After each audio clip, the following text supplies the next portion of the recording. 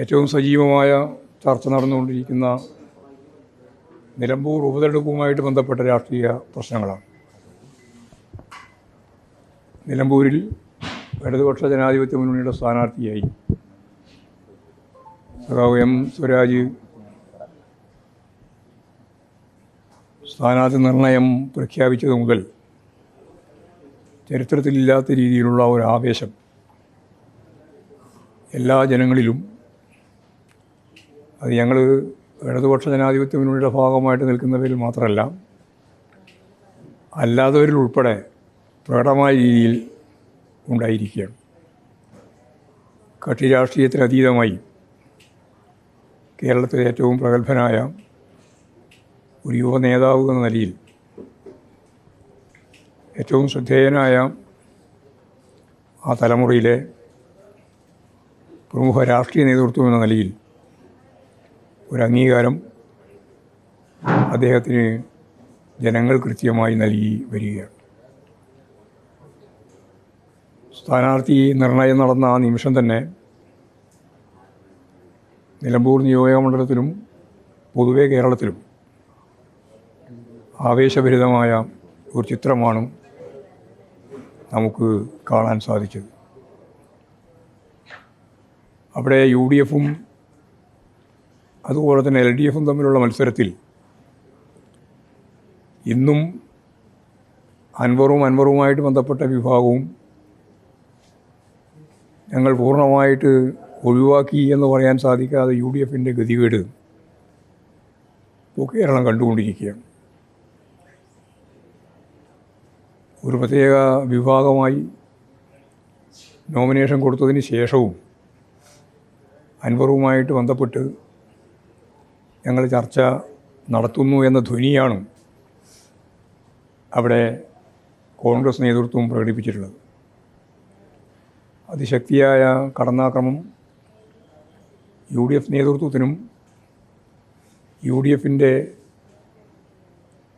അവിടെ മത്സരിക്കുന്ന സ്ഥാനാർത്ഥിക്കുമെതിരായിട്ട് അക്കമിട്ട് പറഞ്ഞ അതിശക്തിയായ രീതിയിൽ വിമർശനം ഉന്നയിച്ച അൻവറെ തള്ളാൻ ഇപ്പോഴും കോൺഗ്രസ് നേതൃത്വത്തിനാവുന്നില്ല എന്നുള്ളതാണ് ചിത്രം.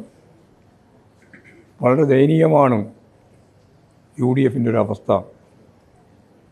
UDF എന്ന നിലയിൽ UDFിൻ്റെ അകത്തും കോൺഗ്രസിൻ്റെ അകത്ത് പ്രത്യേകിച്ചും, അതുപോലെ UDFും അൻവറും തമ്മിലുള്ള പ്രശ്നങ്ങളിലും സജീവമായ രീതിയിലുള്ള പൊട്ടിത്തെറികളാണ് നടന്നുകൊണ്ടിരിക്കുന്നത്.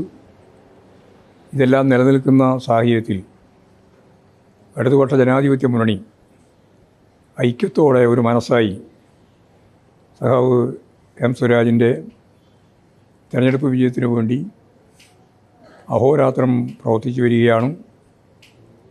നിലമ്പൂരിൻ്റെ രാഷ്ട്രീയ ചരിത്രത്തിൽ കണ്ട ഏറ്റവും വലിയ തെരഞ്ഞെടുപ്പ് കൺവെൻഷനാണ് അവിടെ മിനിഞ്ഞാന്ന് നിലമ്പൂരിൽ കണ്ടത്. ആവാരവൃദ്ധം ജനത ആവേശത്തോട് ഒത്തുകൂടിയ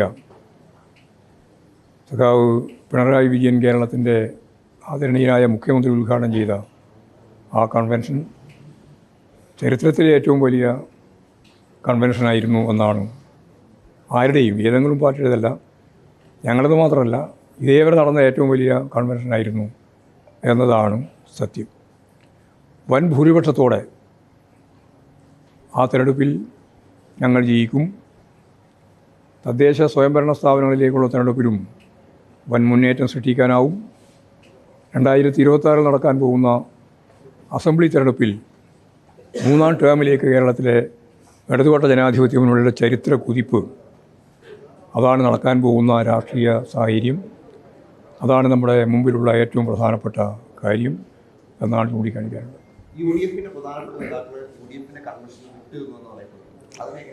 അല്ല, ഞാൻ പറഞ്ഞല്ലോ ഒറ്റ വാക്കിൽ, UDFിൻ്റെ അകത്ത് സംഘർഷമാണ്. UDFിൽ കോൺഗ്രസിൻ്റെ അകത്ത് സംഘർഷമാണ്, കോൺഗ്രസും ലീഗും തമ്മിൽ സംഘർഷമാണ്, ഓരോ വിഭാഗവും തമ്മിൽ സംഘർഷമാണ്. ആ സംഘർഷം തുടരുകയാണ്. ആ സംഘർഷമൊന്നും പരിഹരിക്കാൻ ഇതേവരെ അവർക്ക് സാധിച്ചിട്ടില്ല. അതിൻ്റെ ഭാഗമായിട്ടുള്ള സങ്കീർണത UDF അഭിമുഖീകരിക്കുന്നുണ്ട്. അത്രയേ അത് സംബന്ധിച്ച് പറയാനുള്ളൂ. നവകേരള സദസ്സുമായി ബന്ധപ്പെട്ട് ചില ഫണ്ടുകളുമായി ബന്ധപ്പെട്ട ചില തെളിവുകൾ തെളിവെല്ലാം അത് അൻവർ എന്തെല്ലാം തെളിവല്ലേ പറഞ്ഞു. 150 കോടി റുപ്യ പ്രതിപക്ഷ നേതാവ് കൈക്കൂലി വാങ്ങി എന്ന് പറഞ്ഞതിന് മാപ്പ് പറയാൻ പുറപ്പെട്ട ആളാണ് അദ്ദേഹം. ഞങ്ങളെപ്പറ്റി 150 കോടി കൈക്കൂലി വാങ്ങി എന്ന് പറഞ്ഞിട്ടാണ്. കൊണ്ടുവരട്ടെ, തെളിവ് കൊണ്ടുവരട്ടെ, ഞങ്ങൾക്ക് അതിനൊന്നും ഒരു ഭയവുമില്ല. മറ്റൊരു വിഷയം, ജാതി സെൻസസ് നടപ്പാക്കരുതെന്ന് NSS ഇന്നലെ ആവശ്യപ്പെട്ടു. അല്ല, ജാതി സെൻസസ് നടക്കുമെന്നാണല്ലോ കേന്ദ്ര ഗവൺമെൻറ് പറഞ്ഞിട്ടുള്ളത്.